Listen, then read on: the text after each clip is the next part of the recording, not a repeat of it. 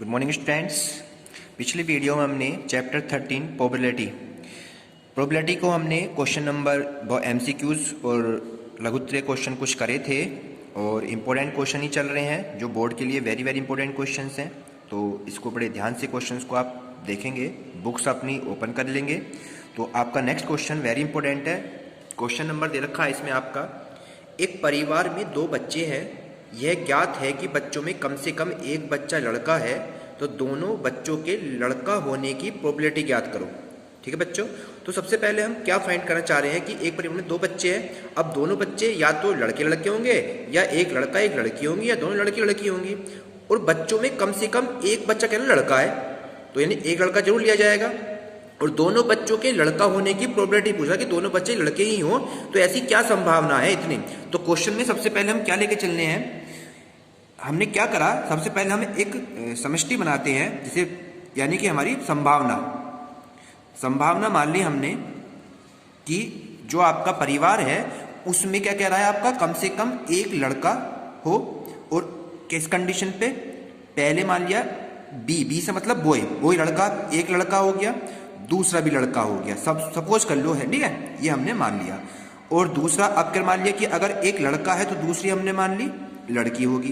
तीसरी कंडीशन में मान लिया हमने आपकी बार एक लड़की होगी तो दूसरा बच्चों क्या होगा, लड़का होगा। और चौथी कंडीशन क्या है, दोनों ही लड़कियां होंगी। ये एक हमने समष्टि मान ली कि पहले दोनों लड़के, फिर लड़का लड़की, फिर लड़की लड़का, और दोनों ही गर्ल्स यानी कि लड़की लड़कियां हो गई। अब हमने क्या करा, बी को लड़के माना और जी को लड़कियां मानी हुई है। ठीक है, पहला बच्चा हमेशा क्या आता है, बड़ा बच्चा आता है, तो हम मान लेते हैं, माना जो हमारी समष्टि ई जो बनी वो क्या बनेगी, दोनों बच्चे लड़के होने की घटना। ई को तो मान लिया हमने दोनों बच्चे लड़के होने की, दोनों बच्चे लड़के होने की घटना है। ई को तो मान लिया कि दोनों बच्चे लड़के होने की घटना है, जबकि एफ समष्टि को हमने क्या मान लिया बच्चों कि एक बच्चा लड़का होने की घटना है, एक बच्चा लड़का होने की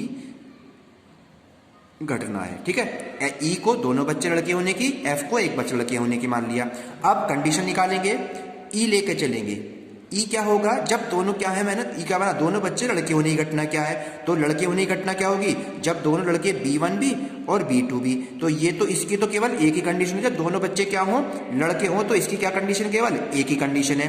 और ये कह रहा एक बच्चा लड़के होने की घटना, एक बच्चा देखो यहां भी आ जाएगा, एक बच्चा यहां भी आ जाएगा, तो इसकी कंडीशन कितनी बन जाएगी यहाँ पे बच्चों, 3 कंडीशन होगी, 1 2 3 बन जाएंगी। तो पहले हम क्या लिख सकते हैं, एफ जो बनेगा, क्या बनेगा, पहले B1 B1 बनेगा, B2 बनेगा, पहली कंडीशन हो गई, क्योंकि इसमें एक लड़का तो है ही, एक बच्चा लड़के होने, कम से कम एक लड़का तो हो, तो इसमें दोनों है, इसमें भी आ जाएगा फिर एक लड़का B1 G2 में भी, और इसमें भी आ जाएगा G1 और B2 में, जबकि इसमें दोनों लड़के हैं, ये नहीं आनेगा। तो इसकी कितनी होगी, इसकी 3 कंडीशन हो गई, और एक दोनों बच्चे होने की कंडीशन कितनी है, 1 है, इसकी 3 कंडीशन हो गई, लड़का एक लड़का होने की कम से कम, और 2 लड़के होने की कितनी है, 1 कंडीशन बन गई यहाँ पे। क्लियर हो गया बच्चों। अब हमारे पास क्या होता है, ई इंटरसेक्शन एफ का मतलब क्या है, दोनों में से कम एक जो दोनों में सेम आ रहा है। क्या सेम आ रहा है, B1 B2 सेम आ रहा है, यानी दोनों की कंडीशन क्या है, B1 B2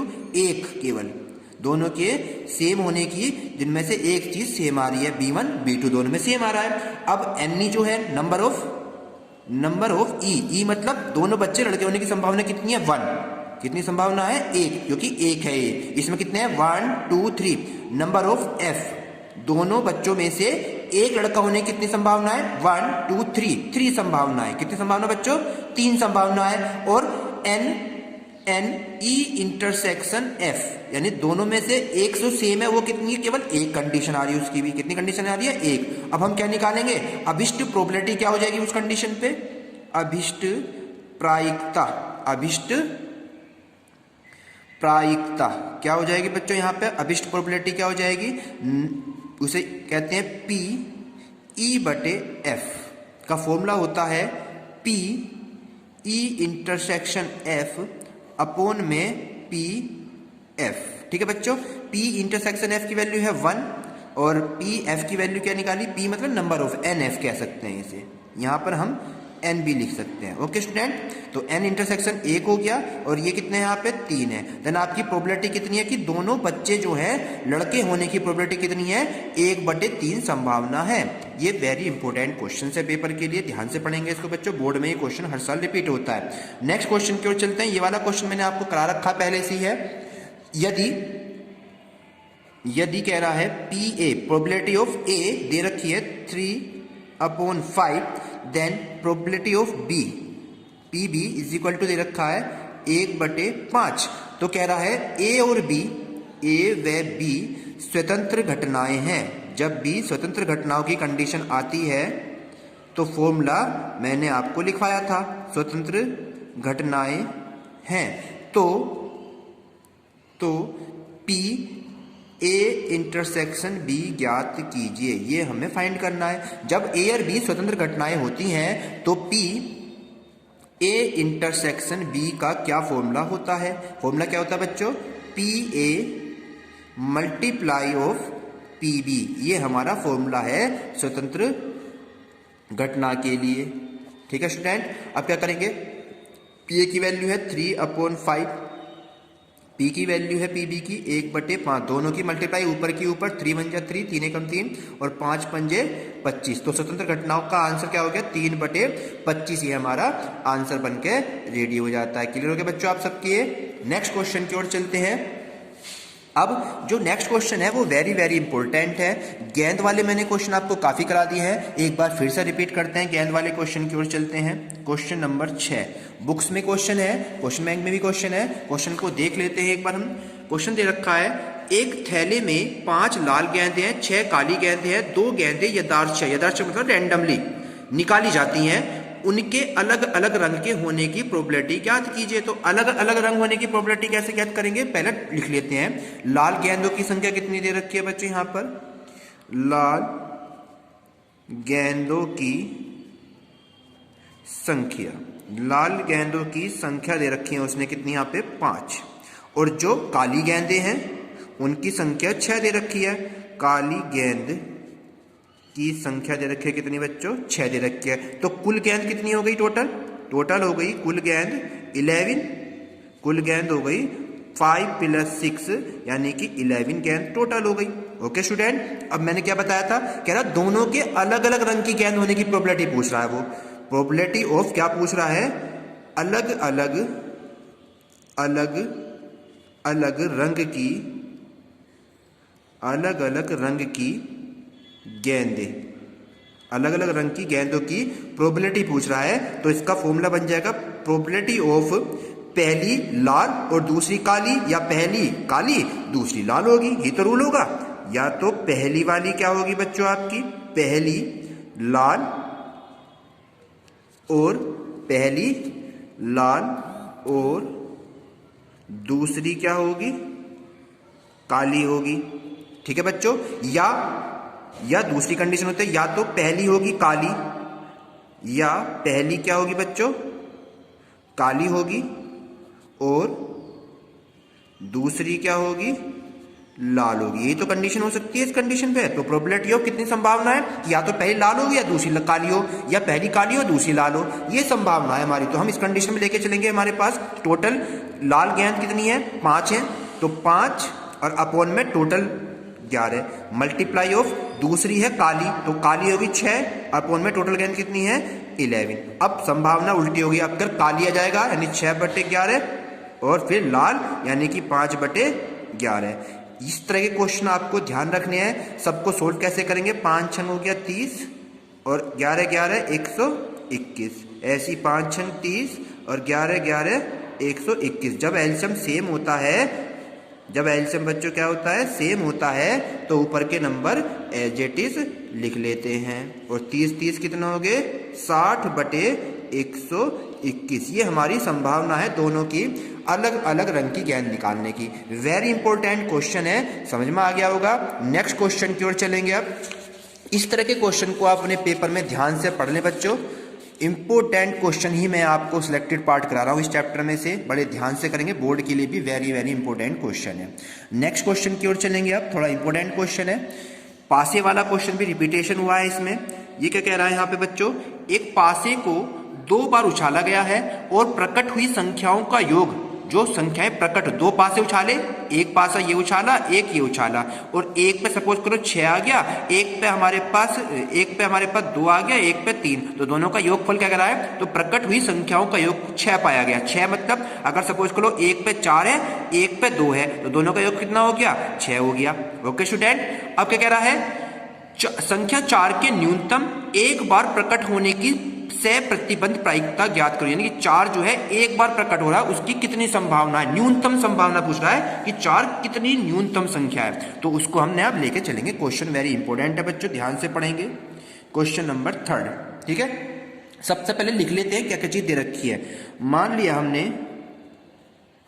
लिया ई जो है संख्या, ई जो है क्या है, संख्या 4 का न्यूनतम, संख्या 4 का न्यूनतम एक बार प्रकट होने की घटना है, एक बार प्रकट होने की घटना है। और f जो मान लिया बच्चों हमने, उसको दोनों पासों पर प्रकट संख्याओं का एक 6 होने की घटना है। दोनों पासों पर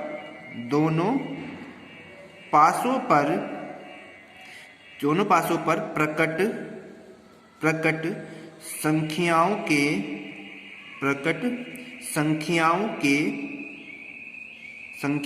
के योग 6 होने की घटना मान ली हमने। ई को 4 का न्यूनतम एक बार प्रकट होने की मान ली, और एफ को दोनों पासों पर प्रकट संख्याओं के योग 6 होने की घटना मान ली। अब क्वेश्चन के अकॉर्डिंग चलने हैं, तब जो ई लगभग मिनिमम कितनी बार हमारे पास आ सकता है। देखो ई को हम लिख रहे हैं कितनी बार से आ सकता है, जब 2 पासे एक, तो 4 के साथ सपोज करो एक पासा आ गया, 4 और 1, पहली घटना ये होगी, ठीक है। फिर दूसरे में 4 2 के साथ आ जाता है, 4 3 के साथ आ जाता है, ठीक है बच्चों, 4 4 के साथ आ जाता है, 4 5 के साथ आ जाता है, ठीक है, 4 6 आ जाता है। ओके स्टूडेंट, फिर 1 और 4 बन सकते हैं, फिर उल्टा हो गया 2 4 बन सकते हैं, फिर इसके बाद 3 4 हो सकते हैं, फिर हमारे पास 5 4 हो सकते हैं, और फिर लास्ट में 6 4 हो सकते हैं। अब इससे आगे आप देखोगे तो पता चलेगा कि इससे आगे नहीं बनने की एलिमेंट। अब टोटल कितने नंबर्स हो गए, इन्हें काउंटिंग कर लेंगे पहले उससे पहले हम एफ की बात चल। ई तो निकल गया ये, जिसमें 4 न्यूनतम आ रहा है एक बार, 4। अब दोनों पासों पर प्रकार ऐसे लिखने हैं जिनका योग कितना आना चाहिए, अब की बार 6 आना चाहिए। तो इनमें से छांट लें कितने प्रकार है जो जिनके योगफल कितना आ सकता है बच्चों, 6 आ सकता है। तो कितना हो सकता है, अगर 1 और 5 कर दें तो 6 बन जाएगा, 2 और 4 कर दें तो 6 बन जाएगा, 3 और 3 कर दें तो 6 बन जाएगा, 4 और 2 कर दें तो 6 बन जाएगा, 5 1 कर दें बच्चों तो 6 बन जाएगा। अब इससे आगे इसकी संभावना और नहीं हो सकती है। तो जो हमारा प्रोबेबिलिटी ऑफ ई की संभावना है टोटल, वो कितनी है हमारे पास टोटल, 1 2 3 4 5 6 7 8 9 10 11, कितनी है संबंध, 11, ठीक है। और पासा जो होता है, 2 पासे हैं जिन पे 6 6 होने की प्रोबेबिलिटी होती है, पासे पे 6 इंटू 6 होती है, तो 6 तो एक पासे पे, 6 एक पासे पे, तो दोनों की मल्टीप्लाई कितनी होगी, 6 6 36, तो टोटल जो पासे पे अंक आने की प्रोबेबिलिटी हो 36 है। तो पहला पी बराबर कितना हो गया, 11/36 हो गया। अब दूसरी वाली पी एफ की फाइंड करेंगे, पी एफ में कितना है, 1 2 3 4 5, तो कितना हो गया, 5/36 हो गया दूसरे पे।